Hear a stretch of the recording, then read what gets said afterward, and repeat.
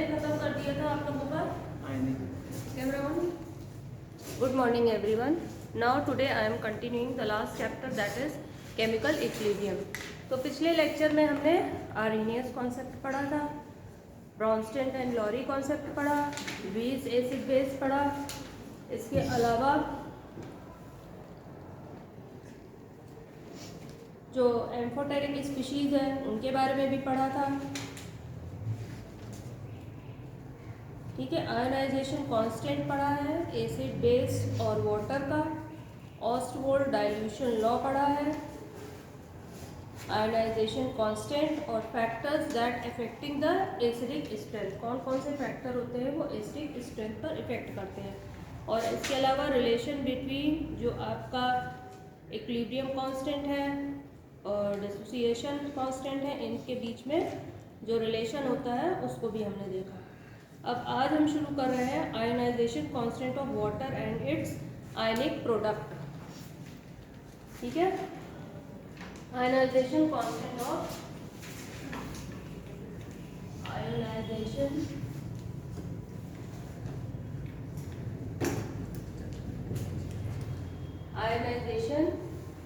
Constant of water and its ionic product।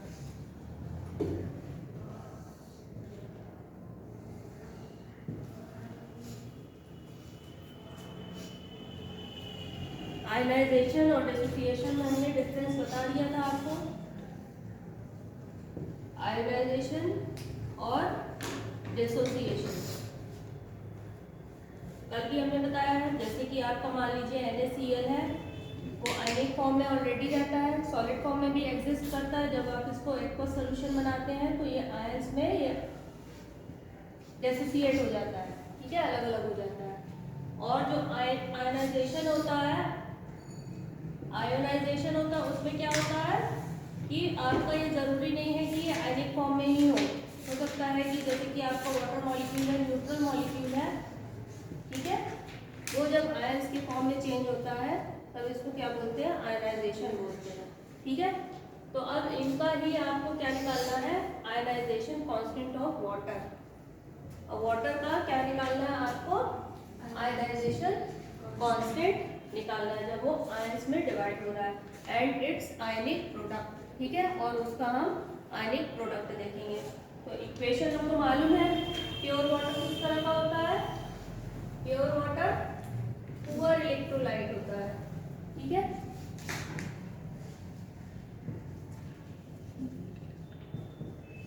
Poor electrolyte means वो electricity को conduct नहीं करता है। ठीक है, और होता भी है तो इसमें आयनाइजेशन होता है तो बहुत माइनर फॉर्म में होता है। इटसेल्फ जो होता है ऑटो प्रोटोलिसिस होती है, जो खुद से आयनाइजेशन होने की जो क्षमता होती है वो बहुत कम होती है। जब खुद से आयनाइज होता है तो उसको आप क्या बोलते हैं,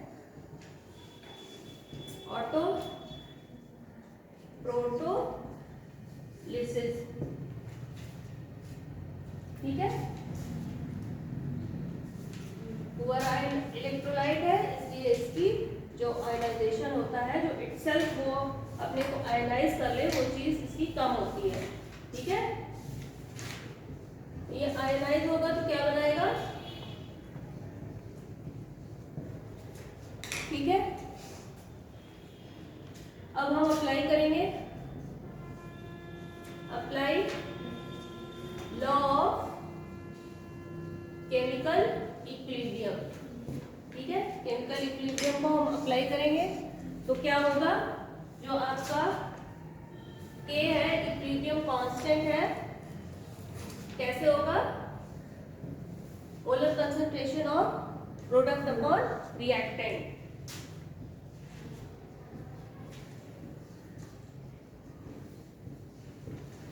अपॉन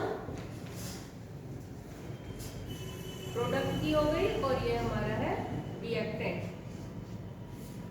अब इसको हम इधर मल्टीप्लाई कर देते हैं तो K कंसंट्रेशन ऑफ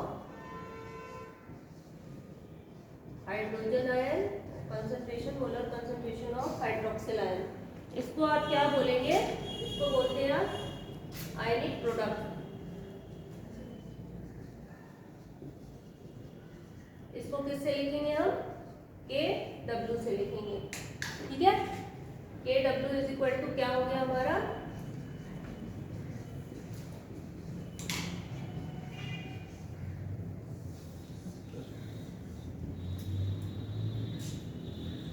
ठीक है।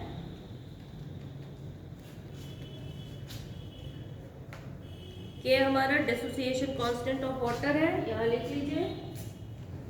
के है हमारा डिसोसिएशन कांस्टेंट ऑफ वाटर। अब यहाँ पर भी ये वाटर क्या है हमारा, लगभग कांस्टेंट ही है, क्योंकि माइनर ही आयनाइज हो रहा है ना, बहुत कम उसमें हो रहा है, एक्सटेंट स्मॉल एक्सटेंट में।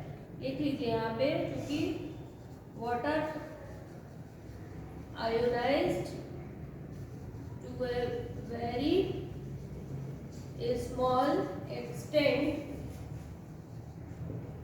तो जो कंसंट्रेशन ऑफ वाटर भी होगी वो भी क्या होगी, कांस्टेंट ही होगी।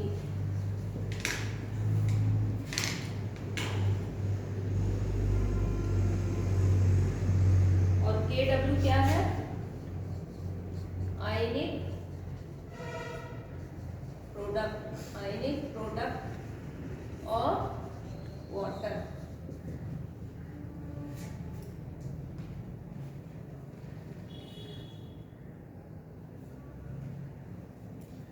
और ये ध्यान रखिएगा, जो KW है ये किसके ऊपर डिपेंड करता है, ये टेम्परेचर के ऊपर डिपेंड करता है, ये ध्यान रखिएगा, टेम्परेचर के ऊपर डिपेंड करता है। तो जैसे जैसे आपका आयनिक प्रोडक्ट बढ़ेगा, टेम्परेचर बढ़ेगा, वैसे वैसे आपका आयनिक प्रोडक्ट भी बढ़ेगा, तो इसका ध्यान रखिएगा। तो KW is depend upon temperature. तो हमारा आयनिक प्रोडक्ट क्या हो गया, आप इससे इस इक्वेशन से डिफाइन कर सकते हैं। आयनिक प्रोडक्ट क्या है, परिभाषा बनाइए इनकी। Ionic product can be defined as the molar concentration of hydrogen ion and molar concentration of hydroxyl ion, ठीक है। तो इसकी परिभाषा बन गई, लिख लीजिए चाहे तो। Ionic product is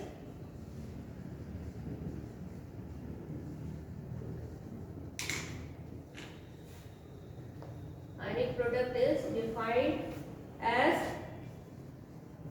the product of molar concentration of hydrogen ion and hydroxyl ion।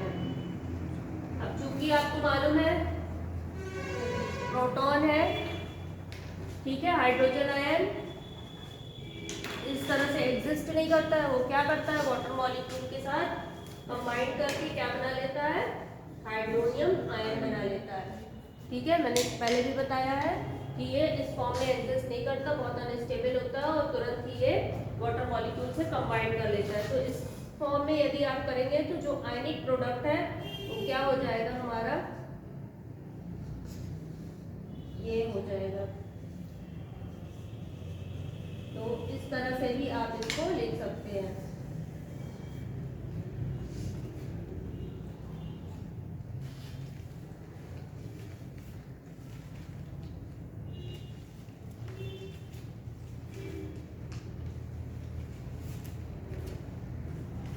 और ये लिख लीजिए, जो वाटर का आयनिक प्रोडक्ट होता है, the ionic product of ionic product, IP से समझ लीजिए, आयनिक प्रोडक्ट है, ionic product of water is constant at constant temperature, constant temperature पे आयनिक प्रोडक्ट भी कांस्टेंट होता है, यानी ये कितना होता है आपका, विच इज इक्वल टू 10⁻⁻14। हर जगह देखिए टेम्परेचर लिखा मिलेगा, 25 डिग्री सेंटीग्रेड लिख लीजिए या 298 केल्विन, ठीक है। तो टेम्परेचर डिपेंडेंट होता है, यानी प्रोडक्ट क्या होता है, टेम्परेचर डिपेंडेंट होता है।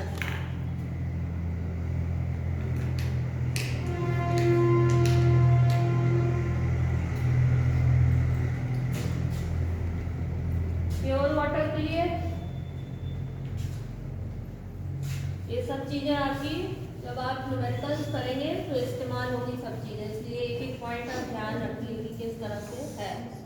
ठीक है। कभी कभी हाइड्रोजन के फॉर्म में है तो हाइड्रोजन के फॉर्म में है तो आप कंफ्यूज मत होइए, उसको हाइड्रोनियम के फॉर्म में आप लिखिए। ठीक है।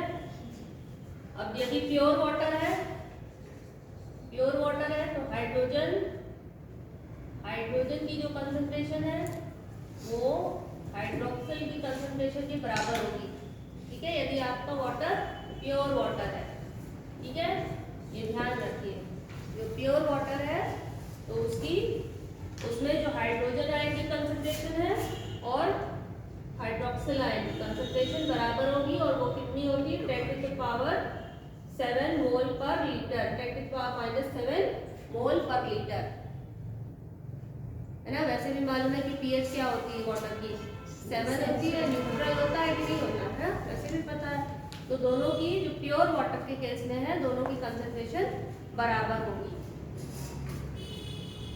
यदि एसिडिक सोल्यूशन है, एसिडिक सोल्यूशन होगा तो आपका क्या होगा, हाइड्रोजन आयन की कंसंट्रेशन या हाइड्रोनियम आयन, कुछ भी बोलिए आप, की कंसंट्रेशन ज्यादा होगी।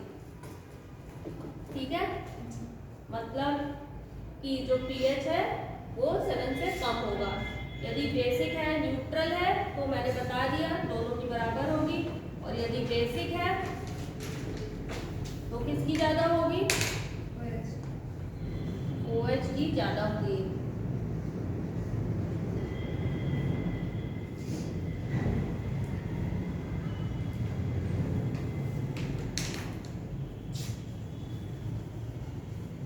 Effect of temperature on KW, temperature का इफेक्ट क्या पड़ता है।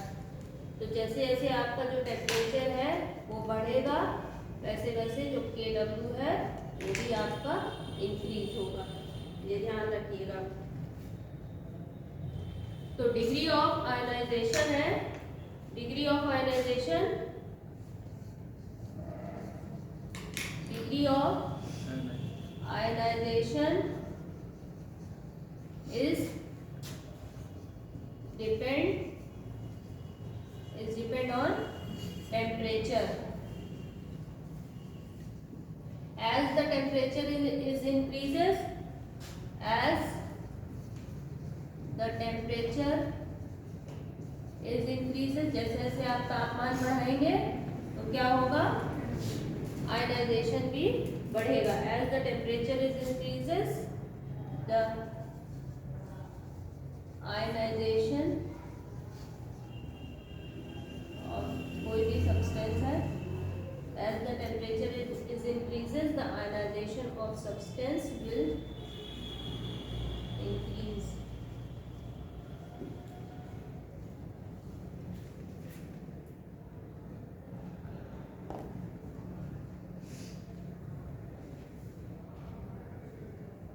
ठीक है, वाटर के भी केस में आप ऐसे भी जनरली देखते होंगे ना, जैसे आप तापमान बढ़ा दीजिए तो फिर आयोनाइजेशन बढ़ने लगता है। ठीक है, तो वाटर के केस में भी आप ध्यान रखिएगा। अब नेक्स्ट आता है आपका पीएच स्केल। पीएच स्केल क्या होता है, या पीएच, जो स्केल पीएच को नापती है उसको पीएच स्केल बोलते हैं ना। पीएच क्या होता है, पोटेंशियल ऑफ हाइड्रोजन, जोर से बोलो, हम भी ऐसे ही फिर बोलेंगे, ऐसे पढ़ाएंगे। Potential of hydrogen,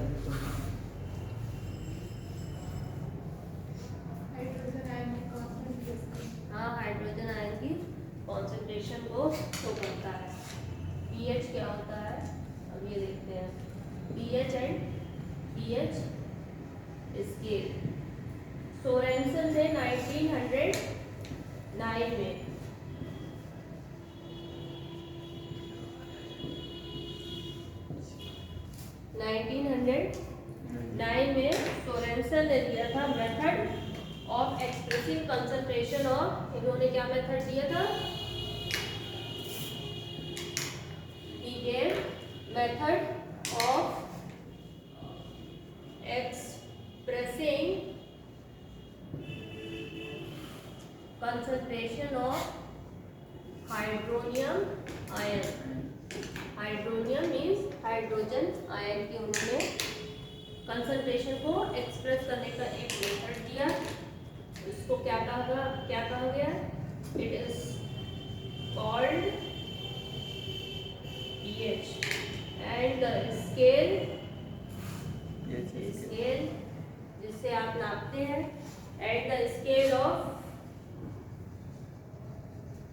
measurement is known as pH scale, इसको बोलेंगे, ठीक है। तो pH और pH scale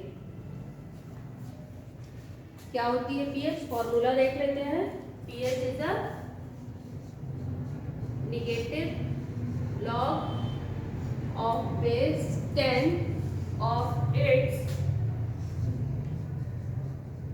concentration of hydronium ion या हाइड्रोजन आयन। कंसंट्रेशन किसमें है, मोल्स पर लीटर में है।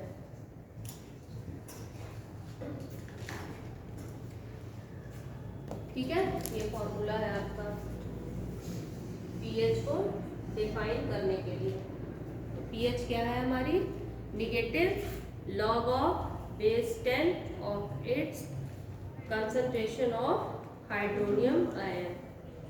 ठीक है, यदि पीएच स्केल में हम देखते हैं, पीएच स्केल आप देखिए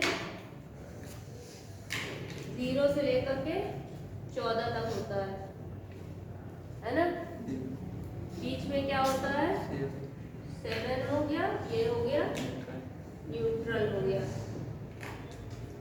यहाँ पे जाएंगे, इस साइड जाएंगे तो कोई भी सोल्यूशन है वो क्या होगा, बेसिक होगा या एल्कलाइन होगा। ठीक है, बेसिक हो जाएगा, क्षारीय जिसे आप बोलते हैं, और इधर की तरफ जाने पर एसिडिक हो जाएगा, अम्लीय। ठीक है, यदि कंसंट्रेशन फॉर्म में आप ले लीजिए, कंसंट्रेशन फॉर्म में आप लेंगे तो आप पावर लगा के लिखेंगे।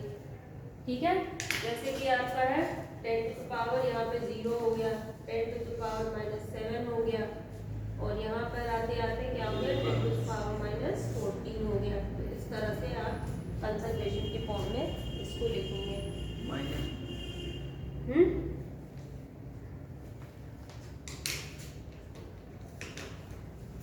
ठीक है,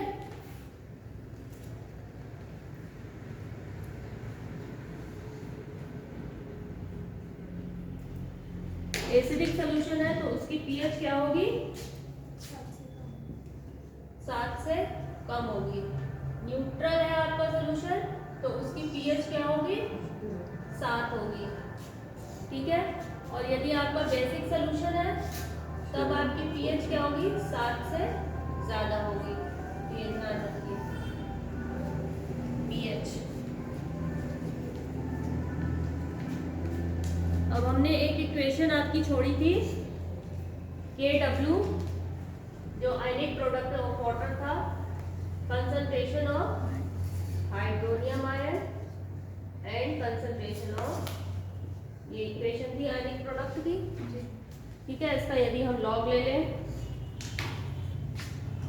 ऑन लॉग, यदि हम इसका लॉग ले लेंगे तो ये क्या आ जाएगा,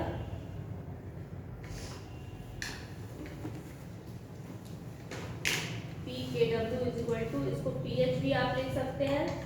ठीक है, ये आपकी पीएच हो गई, और plus TOH which is equal to, ये दोनों किसके बराबर होता है, 14 के बराबर होता है।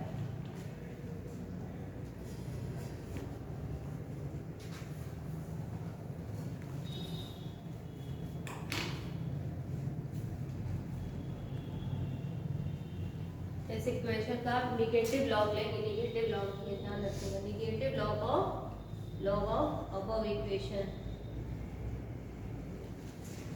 Above equation. ठीक है, ये यहाँ से भी देख लीजिए, आपका निगेटिव लॉग ऑफ, हमने हाइड्रोनियम आयन की जगह पीएच लिखा है,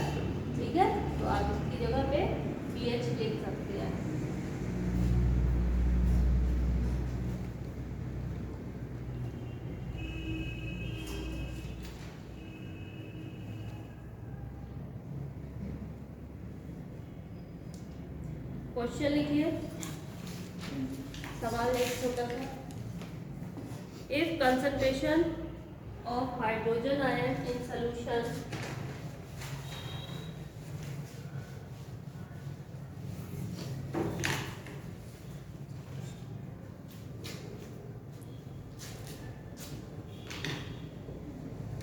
if hydrogen ion concentration in solution is 10 to the power minus 5 moles per liter, calculate concentration of hydroxyl ion, calculate the concentration of hydroxyl ion in this solution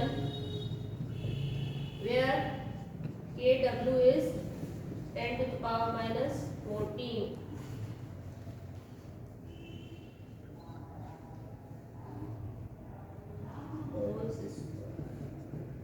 ठीक है, इतना दिया हुआ है। आंसर बताइए।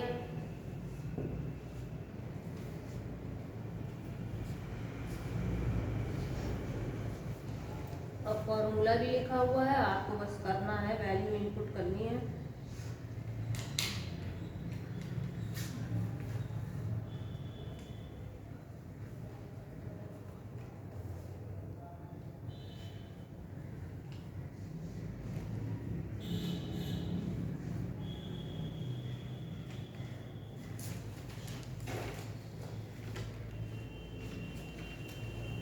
आंसर बोलिए आप लोग, हम तब तक दूसरा क्वेश्चन लिख रहे हैं। न्यूमेरिकल की प्रैक्टिस बहुत करिए।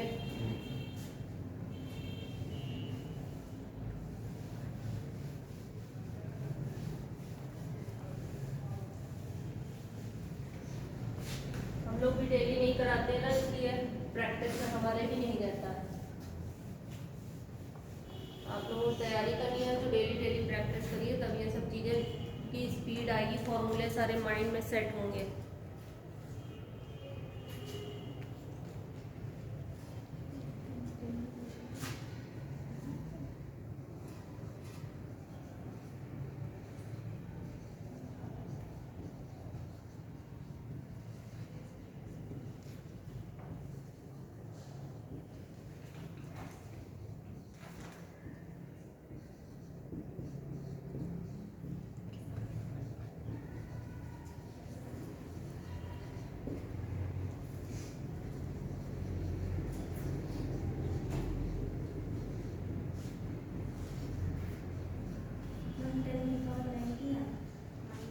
पावर आंसर क्या आएगा, 10 टू पावर माइनस 9।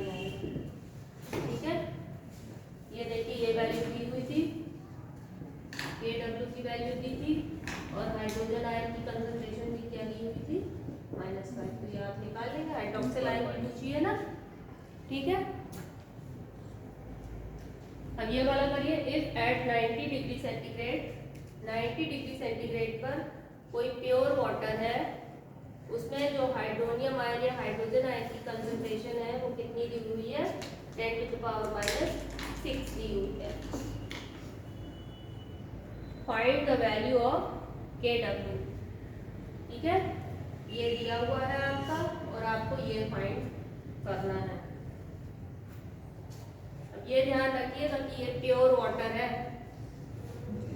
ठीक है, प्योर वाटर का मैंने बताया है, ये ध्यान रखिएगा। यहाँ पर हिंट दे दिए मैंने। आंसर आपका क्या आएगा बताइए। 6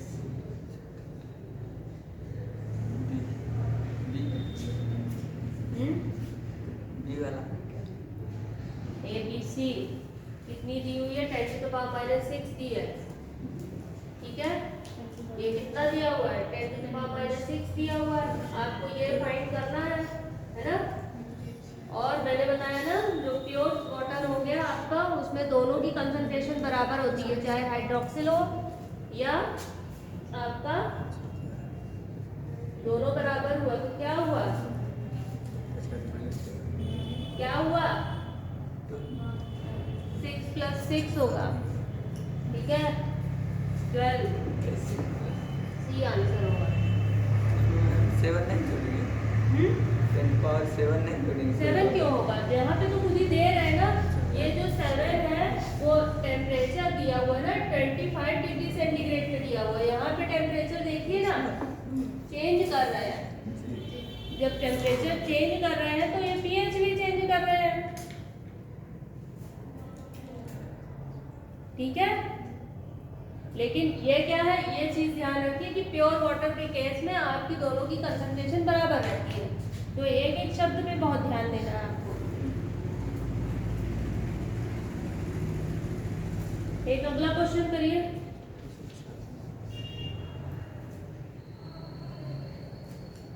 find the pH of, question लिखिए, find the pH of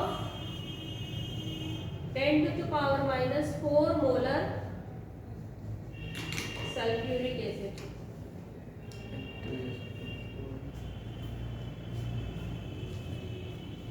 pH आपको निकालनी है, किसकी आपको निकालनी है? इतने मोलर सल्फ्यूरिक एसिड की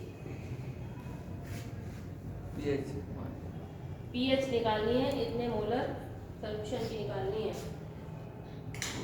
pH इज इक्वल टू क्या होता है?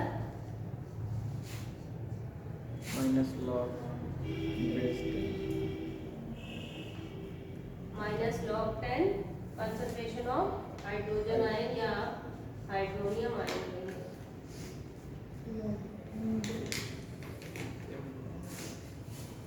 सिंपल आप इसको रख दीजिए, यहाँ पे कंसंट्रेशन दी हुई है 10⁻⁻4। अब चूंकि यहाँ पे हाइड्रोजन कितने हैं?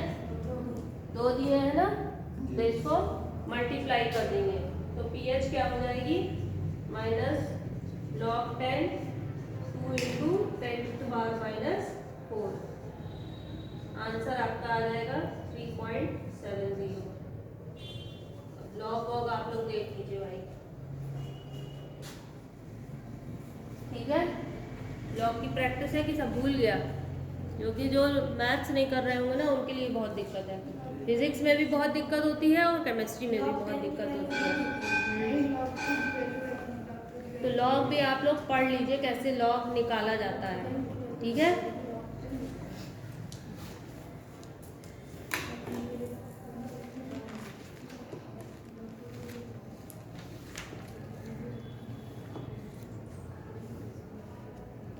कुछ क्वेश्चन दे दे, घर से करके लाइए आप लोग, ठीक है। Find the pH of 10⁻⁻2 mole HCl। कुछ क्वेश्चन घर से करके लाइए।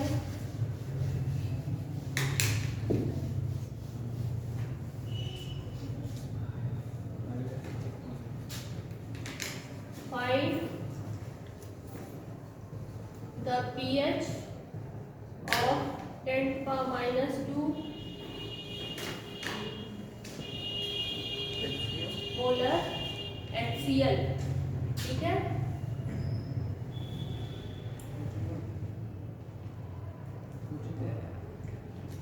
फिर है अगला क्वेश्चन देखिए, 2 × 10⁻³ मोलर HNO3 नाइट्रिक एसिड है, ठीक है, जो कि स्ट्रॉन्ग एसिड है। Find pH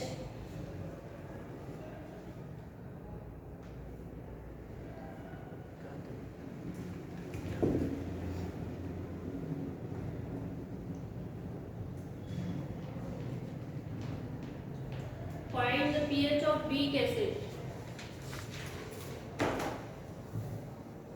find the pH of weak acid. Weak acid आपका मान लीजिए HA है, ठीक है, और उसकी जो कंसंट्रेशन दी है 8 मोलर है और कांस्टेंट है, डिसोसिएशन कांस्टेंट है 2 × 10⁻⁸ दिया हुआ है।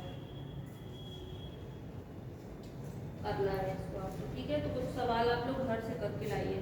HA आगे नाम क्या? HA के आगे क्या? 8 मोलर है, मोलैरिटी लिखी हुई है ना।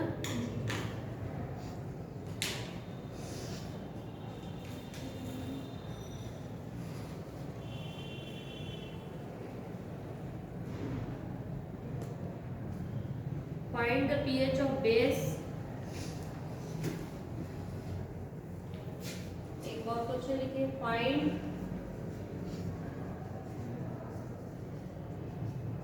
pH of base.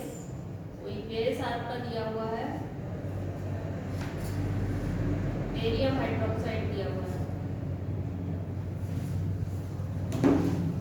Barium hydroxide दिया हुआ है, इसकी pH आपको निकालनी है, ठीक है।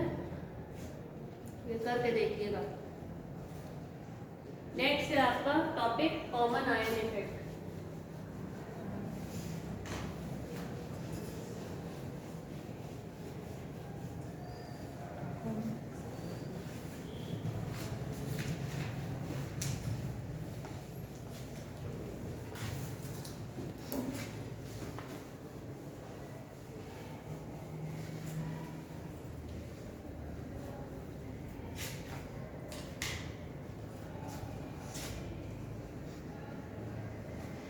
कॉमन आयन इफेक्ट क्या होता है? कॉमन आयन इफेक्ट कोई बताएगा?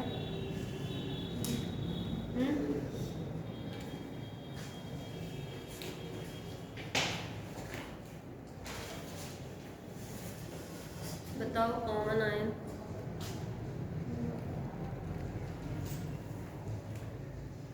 जब कोई दो रिएक्शन हो उसमें कोई एक आयन है वो एक सा हो जाए तो कॉमन नहीं हो जाता है ना। जनरल वे में इसको देखिए, तो ऐसा मत सोचिए कि बहुत बड़ा कोई कॉमन आयन इफेक्ट है। कॉमन मीन्स कि कोई भी दो रिएक्शन है उसमें कोई एक आयन कॉमन होता हो गया, एक सेम हो गया है ना। तो उसके कॉमन होने की वजह से क्या होता है, जो रिएक्शन होता है वो सप्रेस कर जाता है, वो दब जाता है। जो रिएक्शन हमारा होना चाहिए वो रिएक्शन नहीं हो पाता है। तो इसी इफेक्ट को क्या बोलते हैं? कॉमन आयन इफेक्ट, ठीक है। तो क्या हुआ कॉमन आयन इफेक्ट कि कोई भी दो रिएक्शन है आपके, ठीक है, उसमें जब जैसे कि BSc पार्ट 2 में भी हम लोग कराते हैं, पार्ट 1 में भी कराते हैं ना, जब H2S गैस पास करते हैं HCl की उपस्थिति में सेकेंड ग्रुप के लिए, है ना। तुम लोगों का नहीं है, तुम्हारा है ना, कुछ याद हो तो उसमें जो H2S गैस पास करते हैं तो जो रिएक्शन है वो नहीं हो पाता। क्यों नहीं हो पाता? क्योंकि H2S भी आपका आयनाइज होता है हाइड्रोजन और सल्फाइड में, और HCl भी आयनाइज होता है हाइड्रोजन और क्लोराइड में। तो यहाँ पे कॉमन क्या हो गया? हाइड्रोजन आयन हो गया ना, कॉमन आयन इफेक्ट हो गया। उसकी वजह से प्रेसिपिटेशन नहीं हो पाता, रिएक्शन नहीं हो पाता, ठीक है।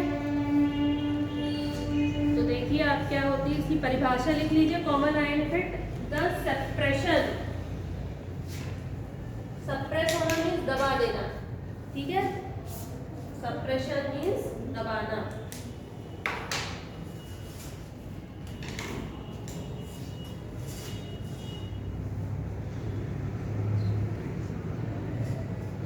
सप्रेशन, जिनको ज़्यादा इंग्लिश नहीं आती, जैसे जैसे मैं मीनिंग बोलती हूँ तो उसको हिंदी में ऊपर लिख लिया करिए, जब दोबारा पढ़ेंगे ना तो दिक्कत नहीं होगी। The suppression is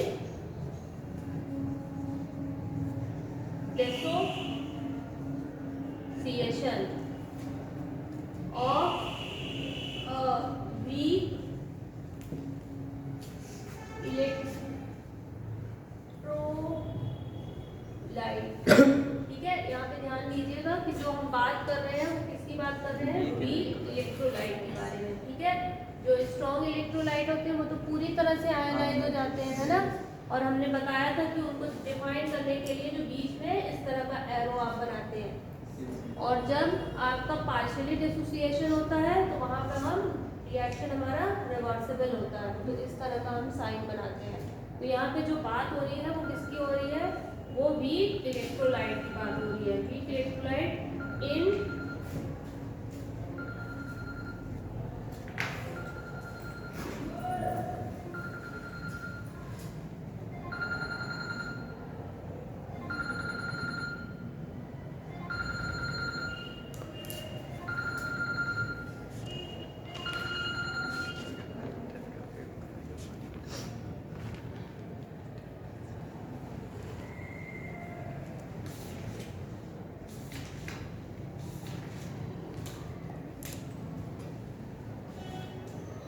the suppression in dissociation of a weak electrolyte in the presence of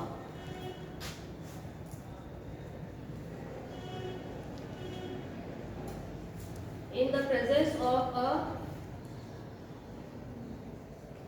strong electrolyte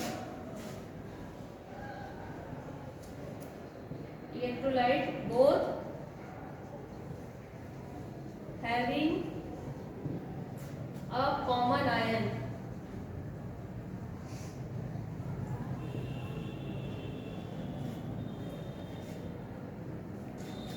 ठीक है, समझ में आ रहा है?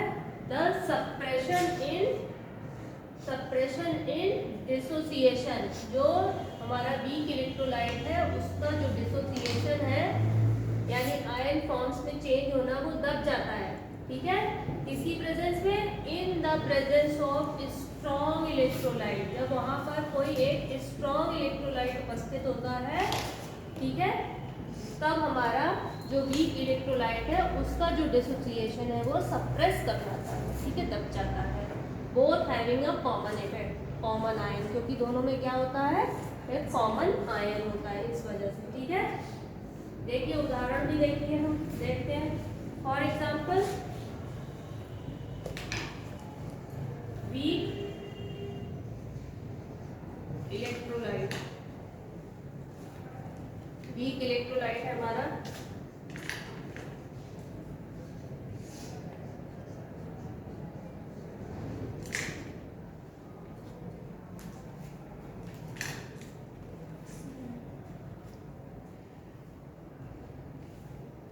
स्ट्रॉन्ग इलेक्ट्रोलाइट,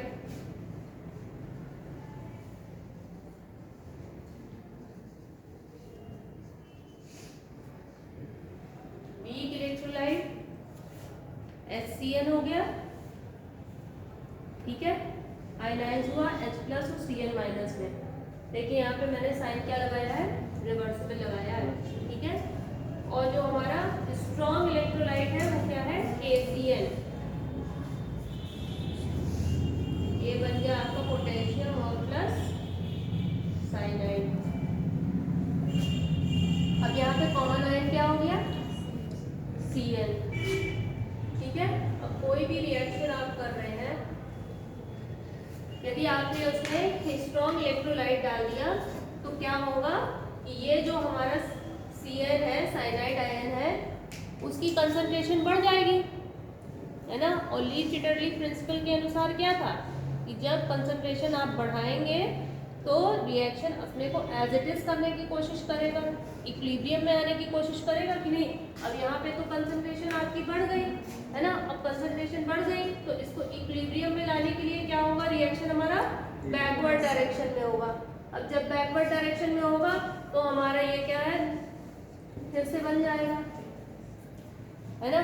फिर से बन जाएगा तो क्या होगा? रिएक्शन नहीं हो पाएगा जो होना चाहिए हमारा, है ना। तो ये है हमारा कॉमन आयन इफेक्ट। और भी कई उदाहरण है। एक देखिए आप, वीक बेस है, वीक बेस है, अमोनियम हाइड्रोक्साइड है।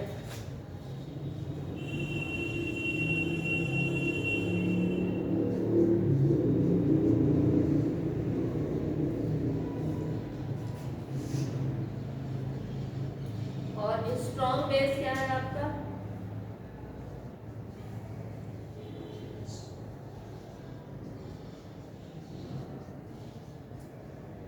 स्ट्रॉन्ग है तो ये पूरी तरह से आयनाइज हो जाएगा। ठीक है,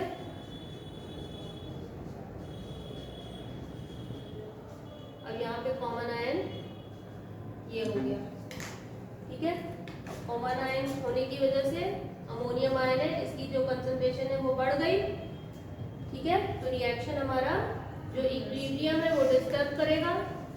इक्विलिब्रियम विल डिस्टर्ब, जो हमारा इक्विलिब्रियम है वो डिस्टर्ब हो जाएगा, जिसकी वजह से जो रिएक्शन है, reaction will be directed to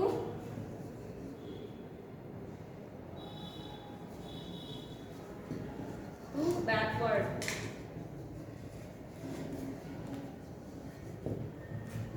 backward direction में होगा।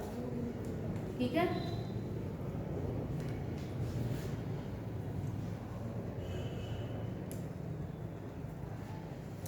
why the concentration of sulfide ion from H2S decrease in presence of HCl?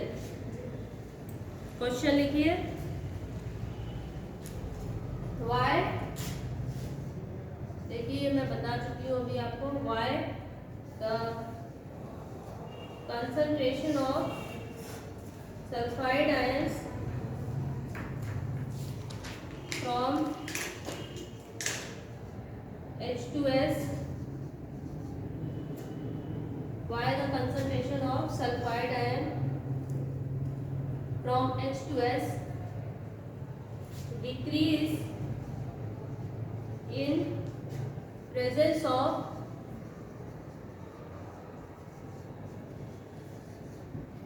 HCl?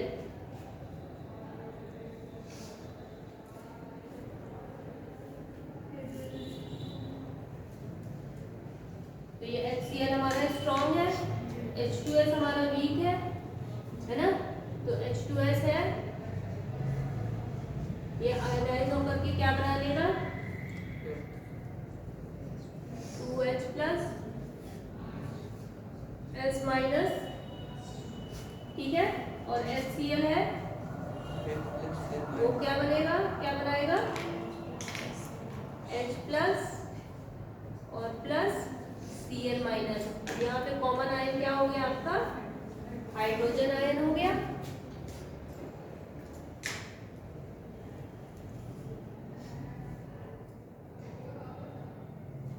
तो इक्विलिब्रियम डिस्टर्ब होगा।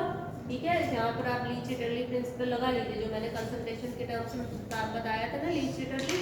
तो यहाँ पर कॉमन आयन आपका हो गया हाइड्रोजन आयन हो गया, और इसकी वजह से ही जो कंसंट्रेशन है सल्फाइड आयन की, अब जब ये बैकवर्ड हो जाएगा तो ये फिर आगे टूटेगा ही नहीं, तो ये सल्फाइड आयन बनाएगा ही नहीं, तो इसकी कंसंट्रेशन क्या होगी, वो कम हो जाएगी। ठीक है, तो रिएक्शन हमारा बैकवर्ड डायरेक्शन में होगा due to common ion effect. लिख लीजिए इसका आंसर अपने आप, the equilibrium will disturb and the equilibrium will shift into backward direction.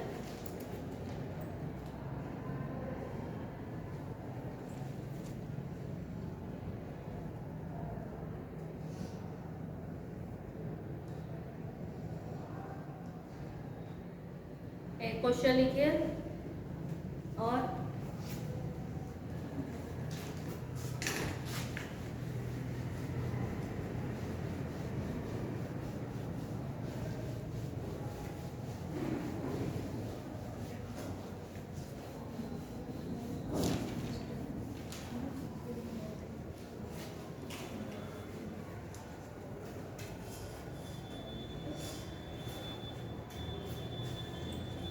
the dissociation constant question है,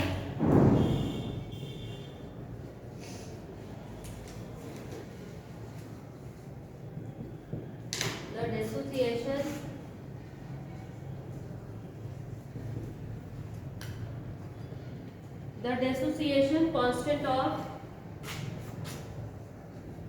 0.01 molar CH3COH is 1.8 into 10 to the power minus 5. Then calculate concentration of acetate ion in 0.1 molar HCl solution.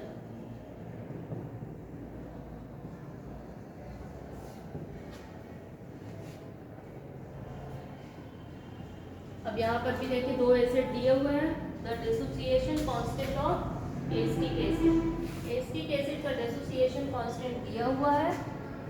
ठीक है, क्या करना है आपको, calculate करना है इसकी कंसंट्रेशन, एसीटेट आयन की कंसंट्रेशन कैलकुलेट करना है किसमें, इन 0.1 मोलर HCl सॉल्यूशन में। ठीक है, अब दोनों ही आपके एसिड है, एसिटिक एसिड भी दिया है और हाइड्रोक्लोरिक एसिड दिया है। एसिटिक एसिड कैसा एसिड होता है? वीक होता है कि नहीं? वीक एसिड होता है। और हाइड्रोक्लोरिक एसिड क्या होता है? स्ट्रॉन्ग एसिड होता है। तो दोनों की इक्वेशन लिखिए आप, किस तरह से होगा? CH3COH एसिटिक एसिड होता है, ये वीक एसिड है। CH3COO माइनस और प्लस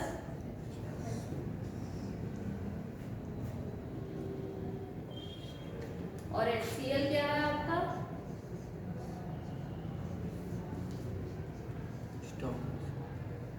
यहाँ पे कॉमन आयन क्या हो गया आपका? ये हो गया। ठीक है, कॉमन आयन की वजह से जो रिएक्शन है वो आपकी सप्रेस करेगी। तो एसिटिक एसिड के टर्म्स में हम देखते हैं कि हमारी जो इनिशियल कंसंट्रेशन है, इनिशियल कंसंट्रेशन क्या है? वो 0.01 मोलर है। ठीक है, इनिशियल कंसंट्रेशन ये दी हुई है। ठीक है, प्रारंभिक। और जो एसीटेट की 0 है और हाइड्रोजन की 0 है। शुरू में इसकी कंसंट्रेशन एसिटिक एसिड की कितनी है? 0.01 मोलर है। ठीक है, आफ्टर इक्विलिब्रियम यदि अटेन हो गया तो उसके बाद ये कंसंट्रेशन एसिटिक एसिड की कम होगी कि नहीं होगी? है ना? तो मान लीजिए कि हमारी कुछ कम हुई है, x मोलर हमारे कम हुए। ठीक है, एसिटिक एसिड के x मोलर कम हुए तो यानी एसीटेट के आपके x मोलर बने, है ना? तो क्या हो गया? ये भी आपका x और ये भी x हो गया। अब हम क्या निकाले? Dissociation constant Ka is equal to concentration of product upon concentration of reactant।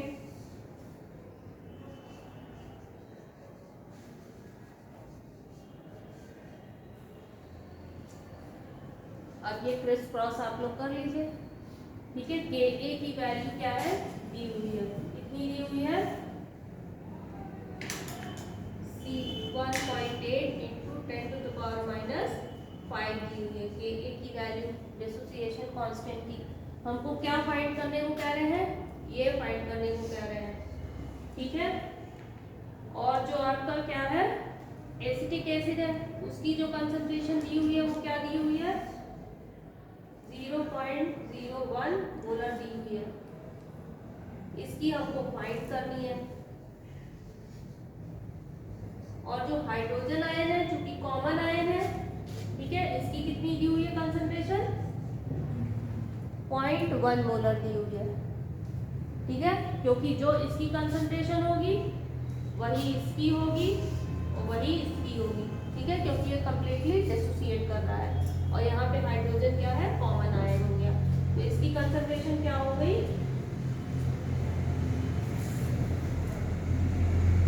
अब ये आपको नहीं पता, ये आप निकाल लेंगे कि नहीं? यही तो पूछा है कि किसकी कंसंट्रेशन पूछी, इसकी पूछी है, निकाल लेंगे। आंसर आएगा आपका 1.8 into 10 to power minus 6 mole per litre. 1.8 into 10 to power minus 6 mole per litre.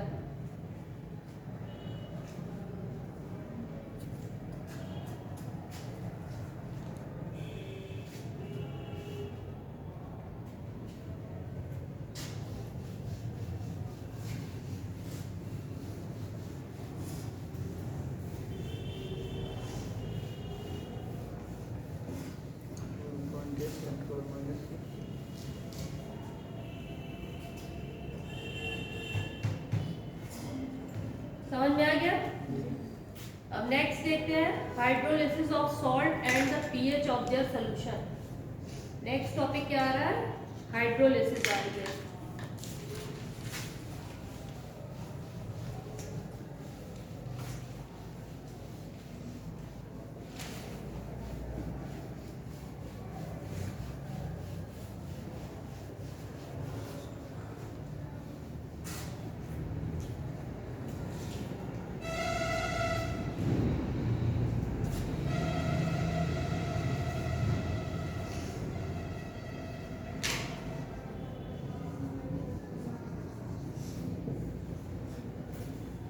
hydrolysis of salts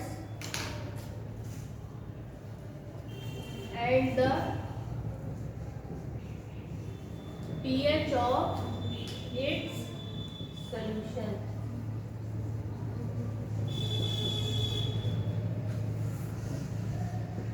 hydrolysis of salt, hydrolysis क्या मतलब हुआ? सॉल्ट का रिएक्शन हुआ, ठीक है। किसके साथ? सॉल्ट का वाटर के साथ आप रिएक्शन कराइए, क्या बनता है? एसिड और बेस बनेगा। मान लीजिए कि आपका NaCl ही है ना, तो सोडियम हाइड्रोक्साइड बनेगा और HCl बनेगा, ठीक है। तो क्या बनता है? Formation of acid and base, acid and base बनता है।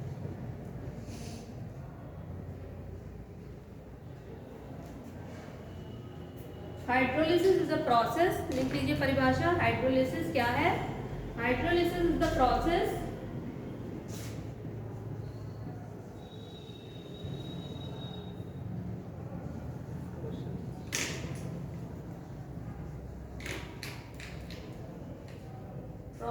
in which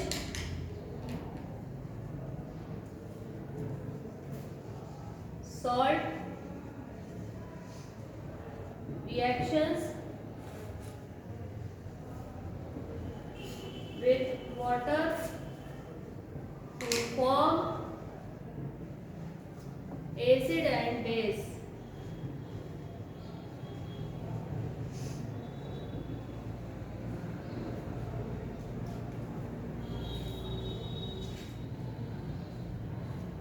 Hydrolysis is the process in which salt reaction with water to form acid and base. The reaction is reversible. The reaction is reversible and neutralization of reaction.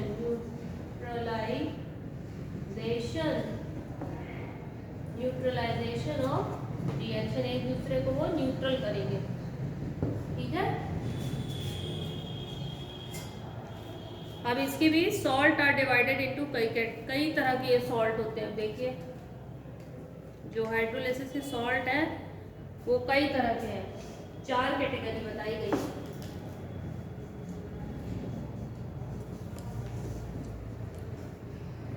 समझ में आ रहा है? Bore तो नहीं हो रहा है? सॉल्ट का किसके साथ रिएक्शन हो रहा है? वाटर के साथ, ठीक है। इसी को क्या बोलते हैं आप? हाइड्रोलिसिस बोलते हैं, ठीक है। तो क्या भूख लगने लगी? आज तो कुछ भी नहीं खा के आए, चाय भी नहीं पिया, कुछ भी नहीं किया। Salt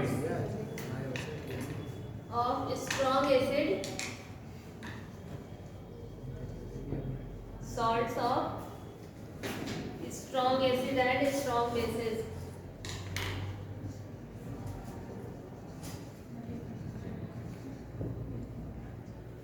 Salts of strong acid and strong bases. Salts of strong acid and weak bases. Salt of strong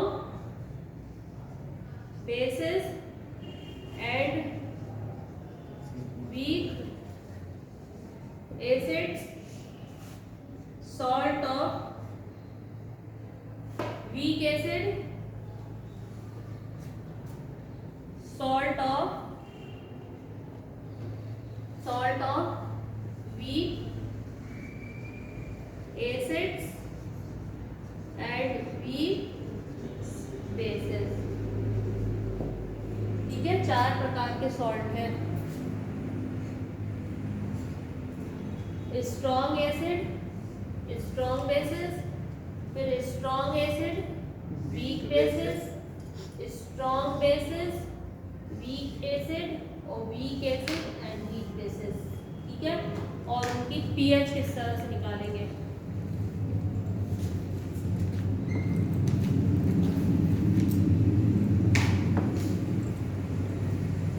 उदाहरण देख लेते हैं एक एक का, ठीक है।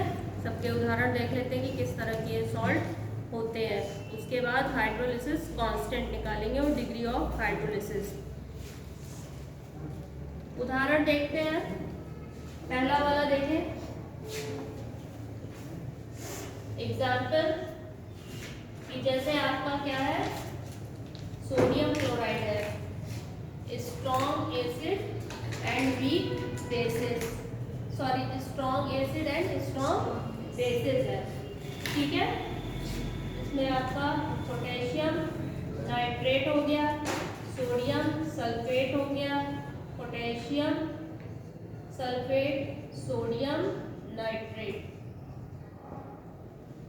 ठीक है। जैसे कि आपने सोडियम क्लोराइड को लिया, वाटर में डिसॉल्व किया, तो ये क्या बनेगा आपका NaOH बनाएगा और प्लस HCl बनाएगा, ठीक है। तो यहाँ पे जो एसिड है देखिए वो भी स्ट्रॉन्ग है और बेस है वो भी स्ट्रॉन्ग है। तो एसिड, स्ट्रॉन्ग एसिड और स्ट्रॉन्ग बेस से जो बनने वाला सॉल्ट है वो क्या कहलाएगा आपका स्ट्रॉन्ग एसिड बेस सॉल्ट, ठीक है।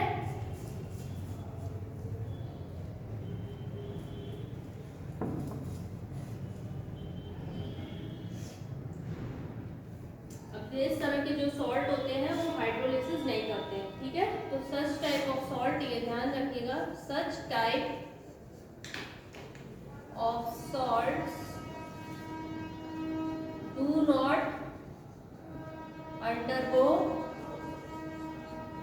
undergo hydrolysis। इस तरह के जो सॉल्ट है वो हाइड्रोलिसिस नहीं करेंगे, ठीक है, क्योंकि ये कंप्लीटली आयोनाइज हो जाएंगे। दे सिंपली फॉर्म्स, क्योंकि हमने क्या कंडीशन बताया था, ये रिवर्सिबल होने चाहिए, ठीक है। और जो स्ट्रॉन्ग एसिड और स्ट्रॉन्ग बेस क्या होते हैं, वो कंप्लीटली आयोनाइज हो जाते हैं। तो रिएक्शन क्या होता है हमारा, इरिवर्सिबल रहता है, एक ही डायरेक्शन में होता है, आयोनाइज हो जाते हैं। तो दे simply forms ion in solution, ठीक है। सिंपली ये डिवाइड हो जाएंगे आयंस में, जैसे Na+ हो गया, OH- हो गया, फिर H+ हो गया और Cl- हो गया। तो इस कंडीशन में इनका जो सोल्यूशन रहता है वो क्या होता है, न्यूट्रल रहता है, ठीक है। तो इनकी जो pH है वो क्या है, वो न्यूट्रल है। क्लियर हो गया।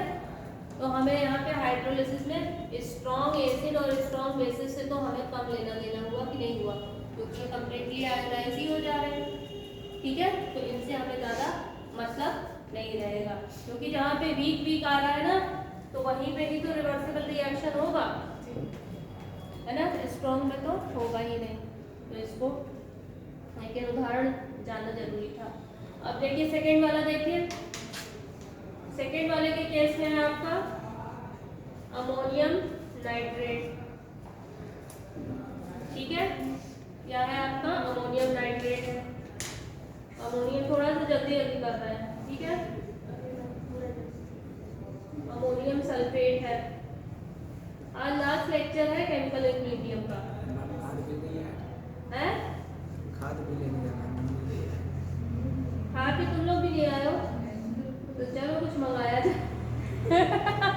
क्लास में है ना, कोई खा के नहीं आया, सब भूख के आए हैं। खा के नहीं, मैं दूसरा कुछ कह रहा, क्या कहते हो। एक हफ्ते से परेशान है, खाद नहीं मिल रही, आज खाद मिल रही है, उसको कौन है खाद लेना तो आ जाओ। हैं? खाद लेने जाना गिरा तुमको तो तुम जाओ, 11 तो बज गया, तुम खाद लेने जाओ।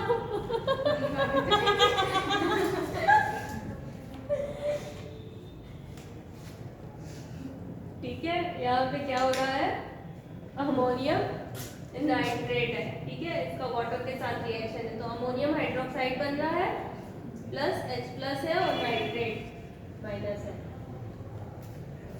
अमोनियम हाइड्रोक्साइड क्या है, किस तरह का है, वीक बेस है, देखिए, ठीक है। अमोनियम हाइड्रोक्साइड क्या है, ये वीक बेस है, बेस और ये स्ट्रॉन्ग एसिड, ये देखिए कंप्लीटली आयनाइज है, ये स्ट्रॉन्ग हुआ कि नहीं हुआ? तो दोनों मिलकर के जो सॉल्ट बना रहे हैं, अमोनियम नाइट्रेट बना रहे हैं, तो इस तरह का ये सॉल्ट हुआ। ठीक है, strong acid and weak base. इसमें जो पीएच होगी, पीएच क्या होगी इनकी? अब सॉल्यूशन होगा एसिडिक होगा कि नहीं होगा, है ना? H+ है तो ये 7 से इसकी पीएच कम होगी। फिर तीसरा वाला उदाहरण देखते हैं, CH3COONA, sodium carbonate, sodium phosphate, K2CO3, ये सब इस तरह के सॉल्ट आते हैं। ठीक है, अब इनका रिएक्शन आप कराइए। जैसे कि आपका एसिटिक एसिड है, सोडियम एसीटेट है, सॉल्ट क्या है आपका? सोडियम एसीटेट है। ठीक है, इसको हमने अलग अलग आयनाइज फॉर्म में लिखा है। इसका यदि वाटर के साथ आपका रिएक्शन हो रहा है तो क्या बना लेगा? सिंपली ये एसिटिक एसिड बना लेगा, जो कि एक वीक एसिड है, वीक एसिड है। और क्या बनेगा? सोडियम है ही है और प्लस आपका हाइड्रोक्साइड आएगा। अब ये जो सोल्यूशन हो गया वो आपका बेसिक हो गया कि नहीं? OH है, तो यहाँ पे जो पीएच होगी वो क्या होगी? वो 7 से ज़्यादा होगी। इस तरह की जो हाइड्रोलिसिस होती है उसको बोलते हैं कैटायनिक हाइड्रोलिसिस। ठीक है, कैटायनिक हाइड्रोलिसिस।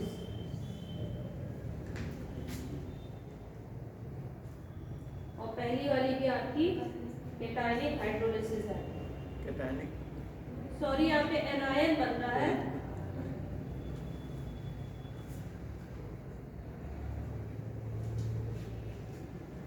पहली वाली कैटायनिक होनी चाहिए, ठीक है, ये वाली आपकी कैटायनिक होनी चाहिए और ये वाली आपकी एनायनिक होनी चाहिए, क्योंकि OH यहाँ की रेफरेंस है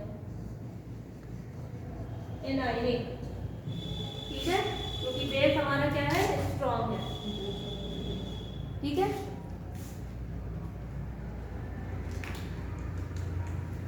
इसके बाद वीक वाला आ रहा है हमारा। वीक वाले के उदाहरण देखिए कि जैसे कि है आपका अमोनियम एसीटेट,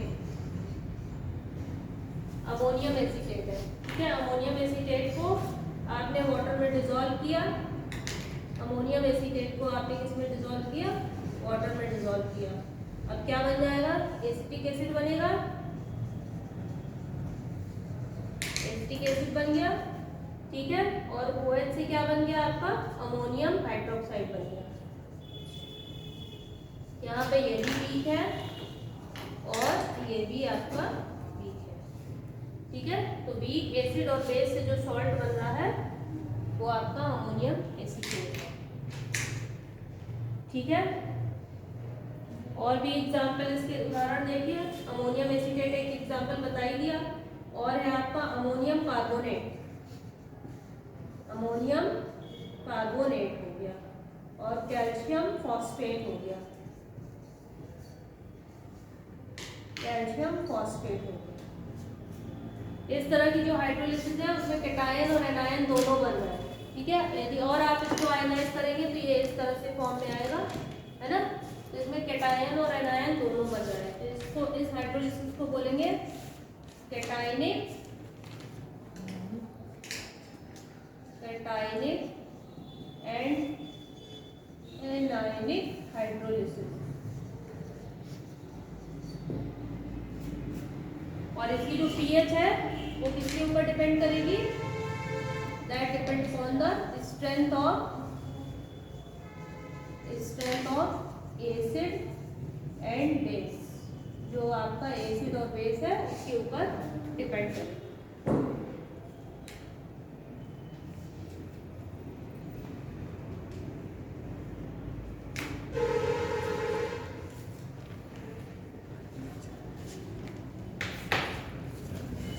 क्या करें, 5 मिनट का आपको ब्रेक दें? छोड़ दें? कितना हुआ? 1 घंटा 6 मिनट हो गया। अभी नहीं, बस मैंने 1 घंटा हो गया। अभी मैं 6 मिनट कभी 25 मिनट की क्लास जी होती है। जी बाकी तो मैम सब एक घंटे की है। हाँ? रेस्ट कर लेते 11 हैं। बजे सारे टीचर्स छोड़ देते हैं, 11 बजे से छोड़ देते हैं। उनकी- 1 घंटे क्लास। रिकॉर्डिंग होती रहती नहीं तो मैं भी छोड़ दूँ। बाकी कोई तो रिकॉर्डिंग होती है मैम। रिकॉर्डिंग कौन देखता है? टाइम तो दिख ही जाता है ना कि कितने मिनट क्लास ले रहे हैं। 1 घंटे 30 मिनट होना। चलो 5-7 मिनट और करके खत्म कर देते हैं। इसके बाद आप लोगों को क्या बच रहा है, यही टॉपिक खत्म कर देते हैं, हाइड्रोलिसिस। इसके बाद बफर सॉल्यूशन आप लोग लिख लीजिए, पढ़ लीजिएगा अपने आप। पता नहीं आगे क्लास हो पाए या ना हो पाए। नहीं होगी। हाँ, तो इसीलिए तो है। एक बफर सॉल्यूशन आप लोग पढ़ लीजिएगा और एक है सॉल्वेबिलिटी प्रोडक्ट। ठीक है, बफर सॉल्यूशन क्या होते हैं आपके है कि ऐसे सॉल्यूशन यदि आप उसमें एसिड डालिए तो उसकी पीएच नहीं चेंज होती, या आप बेस डालिए तो भी उनकी पीएच चेंज नहीं होती। ठीक है, तो इस तरह के जो सॉल्यूशन होते हैं उनको आप बफर सॉल्यूशन कहते हैं। कि उसमें आप चाहे एसिड डालिए, सोचिए कि हम उसको एसिडिक बना लेंगे तो भी वो उसको मैनिपुलेट कर लेते हैं और न्यूट्रल ही रहते हैं, उनकी पीएच है वो चेंज नहीं होती है। जैसे हमारे अंदर जो बॉडी है में ब्लड है वो भी एक तरह का बफर सॉल्यूशन है। ठीक है, और एक आपका आता है सॉल्वेबिलिटी। तो सॉल्वेबिलिटी क्या होती है? सॉल्वेबिलिटी मीन्स विलेयता, है ना। कोई भी सॉल्यूट है किसी भी सॉल्यूशन में कितना डिसॉल्व हो रहा है, तो वो डिपेंड करता है कि डिग्री ऑफ सॉल्वेबिलिटी उसकी कितनी है। ठीक है, तो इस तरह से आपका ये सॉल्वेबिलिटी और सॉल्वेबिलिटी प्रोडक्ट निकालना रहेगा। बफर मैंने बता दिया और इस टॉपिक को हम खत्म कर देते हैं। ठीक है, एक पेज है, खत्म करते हैं, फिर छोड़ देंगे।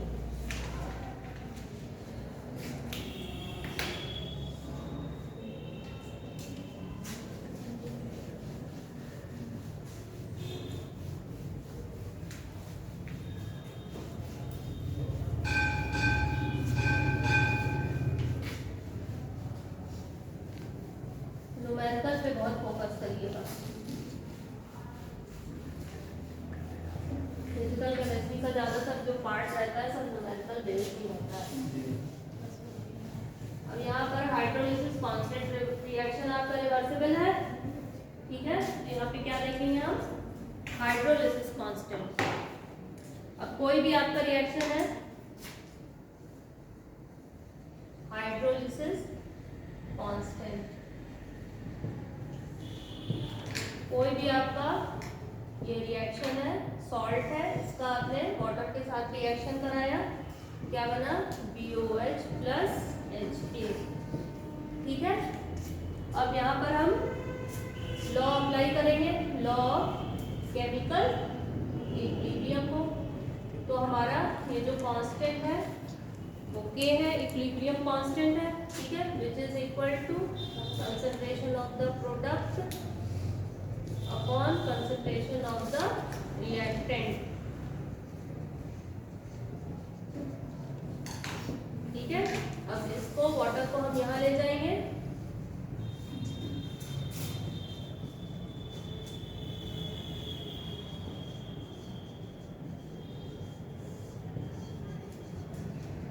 इसको क्या बोलेंगे आप यहाँ पर, हाइड्रोलिसिस कांस्टेंट। जैसे वहां पर हम नहीं बोल रहे थे, आयनिक प्रोडक्ट बोल रहे थे ना,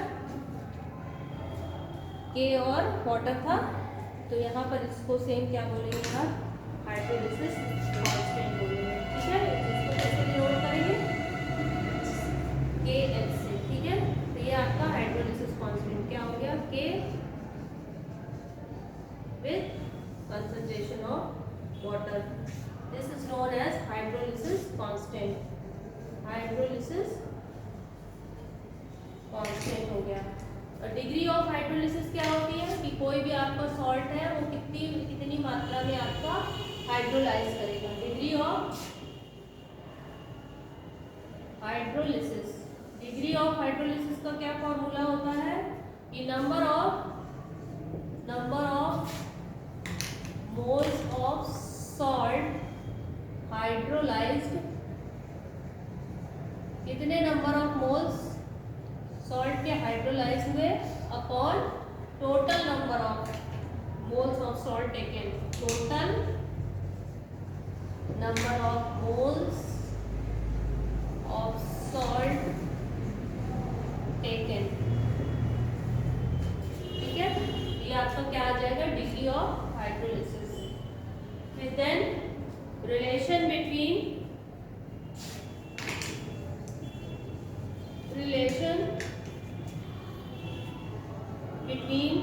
KH यानी hydrolysis constant, equilibrium constant of acid या बेस किसी का भी ले लीजिए, और pH,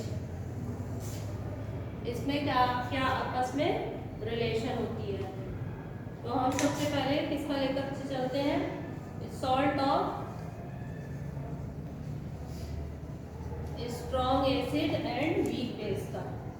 ठीक है, weak base, strong acid and weak base के केस में लेकर के चल रहे हैं। इसी तरह से हर एक का निकलेगा, जो बाकी के तीन है स्ट्रॉन्ग वाले को छोड़ के सबकी pH निकालने का तरीका दिया हुआ है।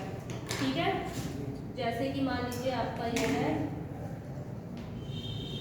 ये क्या बना रहा है, बेस बना रहा है, और प्लस ये आपका हाइड्रोजन आयन बन रहा है। तो यहाँ पे हाइड्रोलिसिस कांस्टेंट क्या हो गया, concentration of reactant upon concentration of product upon reactant, तो BOH plus upon concentration of base, weak base है आपका। ठीक है, तो for dissociation of weak base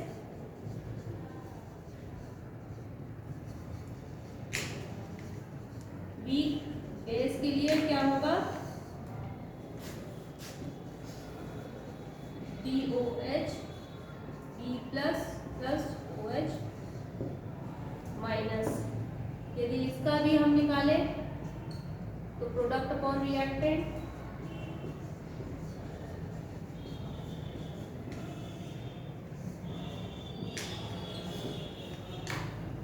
और KW का देखें, आयनिक प्रोडक्ट क्या था, आयनिक प्रोडक्ट क्या था, KW था। ठीक है, जिसकी हमने क्या निकाला था, कंसंट्रेशन ऑफ हाइड्रोजन या hydronium ion and the concentration of hydroxyl ion. ठीक है, अब यदि इन तीनों इक्वेशन को मिला ले, एक हमारी ये आ गई है, एक हमारी ये है, और एक हमारी ये है। ठीक है, तीनों इक्वेशन को हम रखेंगे किस तरह से, KH into KB upon KW। अब इन तीनों की वैल्यू यदि आप इस इक्वेशन में रखेंगे, ठीक है, तो इसकी वैल्यू क्या आ जाएगी, 1 आ जाएगी। ठीक है, सब कट जाएगा एक दूसरे से, और क्या वैल्यू आ जाएगी, 1 आ जाएगी। ठीक है, तो हमारा ये जब 1 आया तो क्या हो गया, KH इज इक्वल टू, ये ऊपर चला जाएगा, KW अपॉन KB। ठीक है, तो hydrolysis constant is equal to ionic product upon equilibrium constant of base. ठीक है,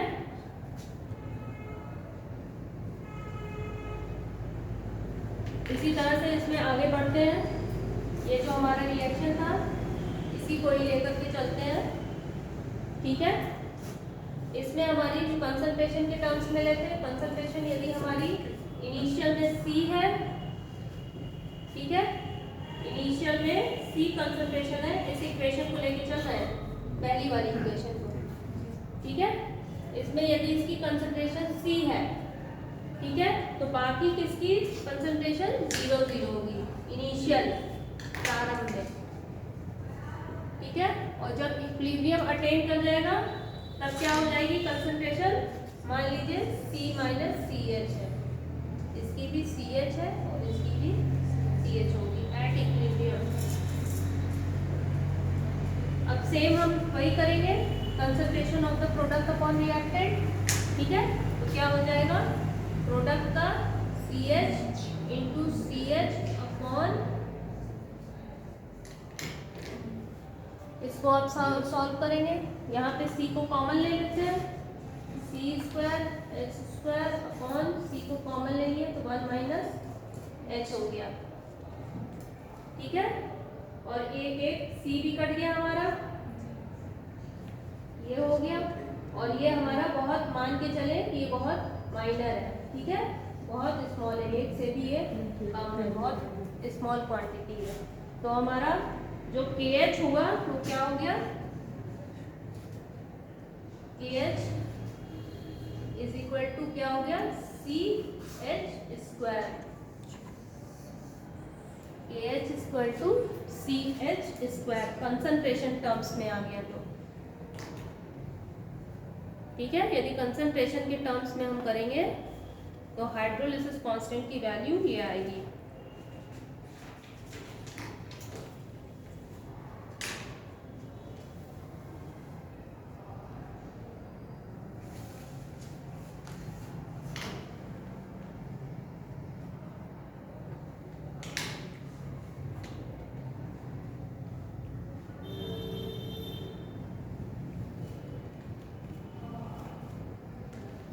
pH इनकी हम अब सीधे सीधे आपको फॉर्मूला बता देते हो। pH आपकी जो आएगी, इस तरह की यदि सॉल्ट है, pH is equal to minus half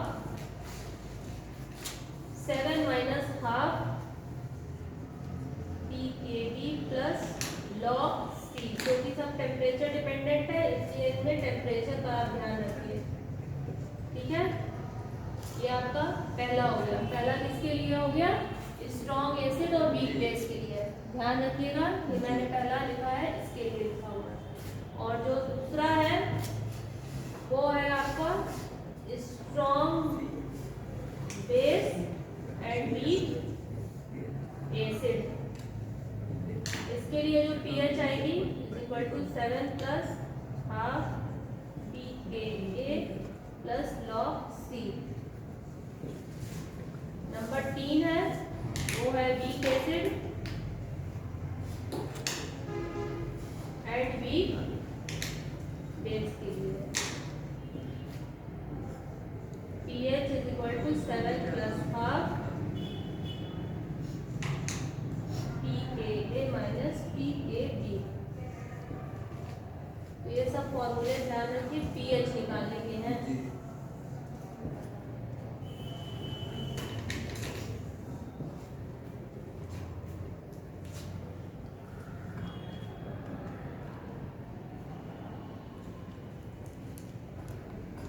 यहाँ पे सोल्यूशन आपका एसिडिक होगा, तो KH is equal to KW upon KA हो जाएगा, ठीक है।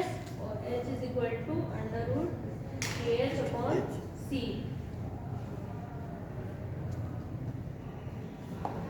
KH की भी आप वैल्यू रख दीजिए, तो under root KW upon KA into C हो जाएगा।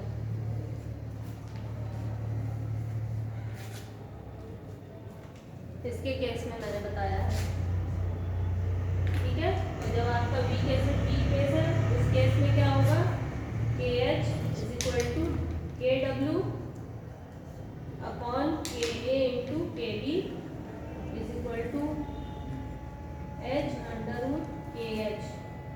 H की वैल्यू क्या आई, under root KW upon KA into KB। Acid base इसमें दोनों लिया हुआ है क्योंकि वीक एसिड और बेस है।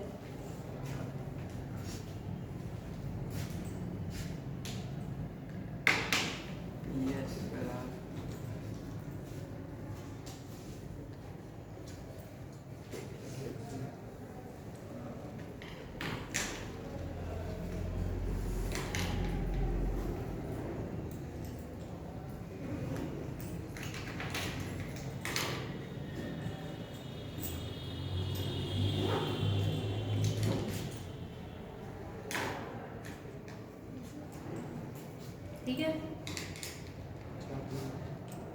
जल्दी छोड़ दिया मैंने।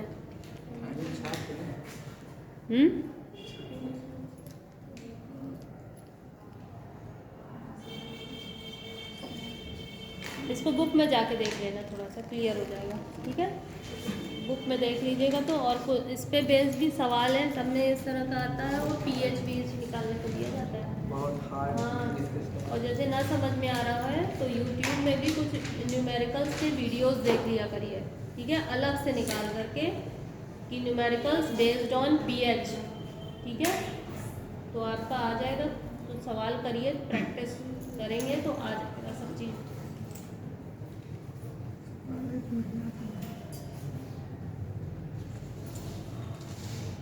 Now this is our chemical equilibrium chapter. Have a good day. Okay, bye.